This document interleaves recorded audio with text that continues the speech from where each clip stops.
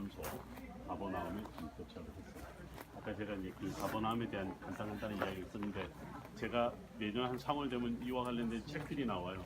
그때 꼭 제가 아주 저렴한 가격으로 배포해드릴 테니까 여러분들이 아마 제가 쓴 글을 보면 제 이야기가 아무리 그 책이 어려워도 여러분들 지금 다니면서 이야기를 들었던 내용을 다 아주 역성은 역성, 문화는 문화, 의미는 의미로 다 정리를 해서 구약편은 나왔거든요. 신약편을 여러분들 나중에 또 만나볼 기회가 있습니다. 자, 어쨌든 가버나움은 제가 사실은 이스라엘로 유학을 오게 된 계기 중에 하나가 제가 사실은 대학원에서 한국의 대학원에서 석사 논문을 쓸 때 제가 이제 바울에 대한 이야기를 갖고 이제 석사 논문을 쓰는데 제가 말씀드렸던 것처럼 바울도 유대인이고 예수님도 유대인인데 유대인에 대해서 아는 게 별로 없고요. 또 유대인이 쓰는 말을 좀 사용해보고 싶은 마음도 있고 예수님이 걸어 다니셨던 동네도 좀 가보고 싶고 이런 것을 좀 알아야 무슨 논문을 쓰고 또 가르칠 수 있는데 전혀 이런 배경을 모르니까 너무 답답한 그냥 책으로 보니 그러니까 오히려 예수님보다 우리 지도교수가 더 예수님보다 높은 분 같아요. 그러다 보니까 이제 한계에 부딪히더라고요. 평생 제가 성경을 가르칠 거예요. 그러면서 이제 이스라엘에 대한 관심을 그렇게 갖게 됐는데 근데 제가 이제 정말 학문적인 관심이 뭐였었냐면 저는 마가복음 1장 15절을 보면요. 예수님이 이런 말을 합니다. 회개하라 천국이 가까웠느니라 이런 이야기가 나와요. 예수님의 많은 말씀들 중에 제일 먼저 하셨던 말씀이 바로 이 말씀이에요. 그런데 누군가의 글을 보니까 15절 말고 14절에 관심을 한번 가져봐라 이렇게 이야기를 해요.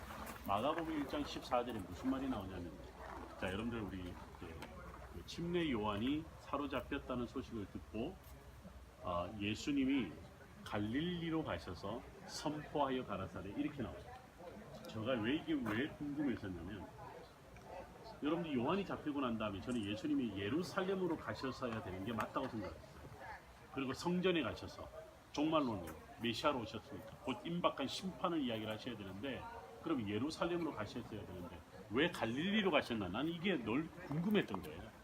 그래서 안 되겠다 갈릴리를 가봐야 되겠다 해서 제가 이제 26살 때 배낭을 메고 여기까지 날아왔어요. 그때 뭐 하여튼 우여곡절을 많이 겪었습니다. 런던을 거쳐서 오는데 테러범하고 비슷하게 생겼다 그래서 런던에서 붙잡혀서 생일돈 응유당하고 또 집에 돈이 없으니까 전세방 빼갖고 우리 어머니한테 잠깐 여행 갔다 오겠다고 그 돈 빼갖고 훔쳐서 와고 하여튼 별 난리를 치면서 왔어요.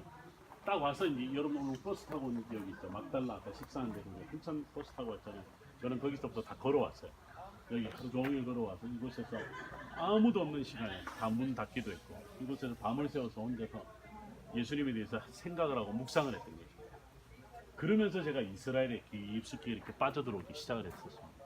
그러면서 이제 예수님에 대해서 알고 싶어서 그래 나중에 기회가 되면 여기 와서 유학을 해야 되겠다 살아야 되겠다 해서 제가 이제 이스라엘에 대한 인연을 그렇게 맺게 되면서 근데 정작 이스라엘에 오니까요 예수님에 대해서 가르치질 않아요. 왜냐하면 예수님 믿지 않으니까 유대인들은 신약 성경을 받아들이지 않으니까 그러다 보니까 제가 이제 구약과 신구약 중간 시대 신약 성서 시대를 이스라엘에 다시 와서 석사를 하고 박사를 하면서 이제 제가 쭉 이런 관심을 갖게 됐는데 뭐 나중에 모든 학자들이 다 그런 이야기를 했습니다만 여러분 제가 아까 신약 성경에 가장 복음서에 가장 많이 인용된 성경이 어디였냐면 이사야서라고 했잖아요.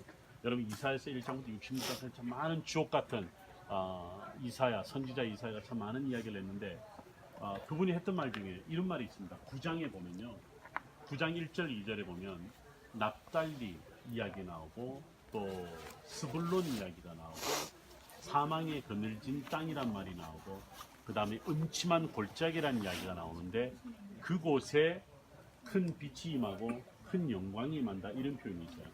저희 성경학자들은 이런 식으로 생각을 합니다. 스불론과 납달리에 대한 이야기는 구약 성경 어디에도 지파 분배한 이야기는요 예언자들이 한 이야기는 단 한 번도 나오지 않습니다. 왜 이사야는 스불론과 납달리의 조명을 했을까? 왜 갈릴리를 유일하게 이방의 땅이라고 불렀을까? 이게 조명을 합니다. 근데 흥미롭게도 이방의 땅 갈릴리에 누가 오시냐면 바로 큰 빛이 임하고 큰 영광이 임한다 이런 이야기가 나오는데요. 이거에 대한 궁금함이 계속 과연 누구냐라고 하는 거예요. 그 다음에 또 하나 흥미로운 것은 뭐냐면요. 여러분들 이사야서 11장 1절에 보면 이런 말이 나옵니다. 이새의 줄기에서 한 가지가 난다. 그 가지가 바로 여러분들 놀라웠게도 나사렛입니다. 가지라는 말이 나사렛입니다. 그래서 이제 가만히 보니까 예수님이 갈릴리에 오신 이 사건은요, 이미 예언자 이사야가 마지막 때 우리를 구원할 메시아로 지목한 분이 어디에 오냐면 예루살렘이 아니라 갈릴리에 온다는 글을 남겨놓은 거예요. 저는 그때서야 발견하면서 그렇구나, 구약의 예언자가 말했던 메시아가 바로 예수 그리스도인데 예루살렘이 아니라 갈릴리에 오셨다. 여러분, 갈릴리 사역은요 굉장히 힘든 사역이었습니다. 이방 땅이다, 수많은 이방 문화, 우상숭, 오늘 우리 하루 종일 들었던 게 그런 이야기다.